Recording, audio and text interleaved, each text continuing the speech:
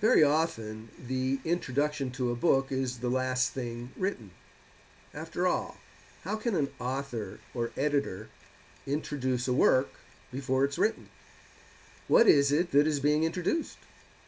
It seems fairly clear that this is true regarding the first chapter of the book of Jeremiah. Not only does it refer to events that occur at the conclusion of Jeremiah's career, but the first chapter also seems to encapsulate the overall message of the entire book.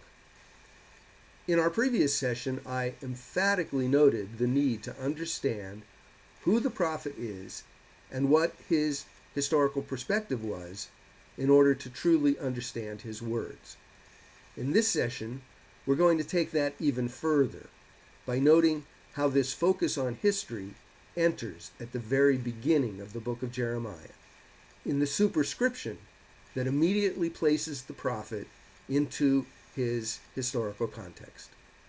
Major events were taking place in Jeremiah's world, huge crises that faced his nation, and as a prophet, Jeremiah felt duty-bound to respond to these events.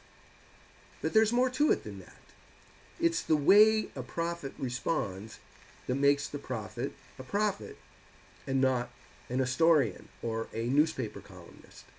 We're going to see that Jeremiah, like other biblical prophets, makes use of some well-known traditional mythological material to achieve what I would call the cosmicization of history.